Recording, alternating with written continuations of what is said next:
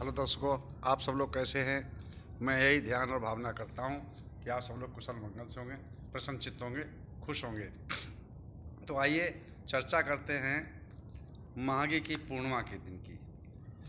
ये माघी के पूर्णिमा के ही दिन संत रविदास का जन्म हुआ था और भगवान बुद्ध ने भी वैशाली के कूटागारशाला में घोषणा की थी कि आज के 3 महीने के बाद पर्यंत मैं महापरिनिर्वाण को प्राप्त हो जाऊंगा, आनंद से कहा था। तो ये 2 त्यौहार हैं। तो विशेष करके मैं लेके चलता हूँ संत रविदास की वाणी की तरफ। इस संत रविदास का जन्म जो दिल्ली सल्तनत के हिसाब से बताया जाता है कि संत रविदास का जन्म 1398 14 फरवरी को काशी, जिसको बनारस बोलते हैं, वाराणसी बोलते हैं, उसके पास में ही शीर गोवर्धन नाम का एक गांव था, जहां हुआ था। इनके माता पिता का नाम था माता का नाम था कर्मा देवी और पिता का नाम था संतोष दास। ये चमार संप्रदाय से आते थे। तो इनके माता पिता के कोई संतान नहीं हो रही थी।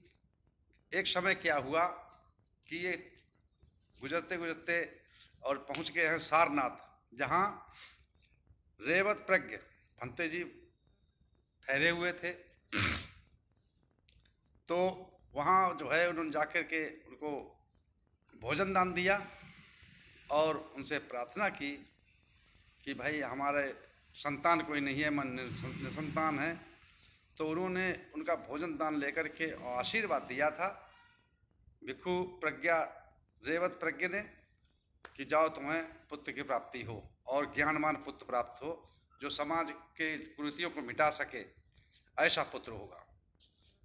उनके आशीर्वाद से, उनकी वाणी से, तो उनके जो उनके पिताजी थे संतोष दास, उनके पुत्र ने जन्म लिया और जिसका नामकरण हुआ। तो नामकरण क्या, रेवत के प्रज्ञ के नाम से भिक्षु थे, उनके हिसाब से आशीर्वाद से प्राप्त उनको संतान प्राप्त हुई थी। तो इसीलिए उन्होंने अपने पुत्र का नामकरण करवाया। तो उसका नाम रखा रेवत दास, रैवत दास। क्यों कि ये दास प्रथा की कहानी चल रही थी, तो रैवत दास रखा। रैवत दास के नाम से धीरे धीरे चल के वो रैदास के नाम से, रविदास के नाम से जाने लगे। इन्होंने जो है 14वीं और 15वीं शताब्दी में इनका बहुत बोलबाला रहा और बहुत ही इनकी जो है जो वाणी थी, जो उनके कविताएं और काव्य थे और जो इन्होंने समाज के सुधारक की वाणी बनी। तो 41 वाणियाँ जो है गुरु ग्रंथ में पाई जाती हैं रविदास की। संत श्रोमण रविदास, इनको सबसे महान गुरु संत माना गया है।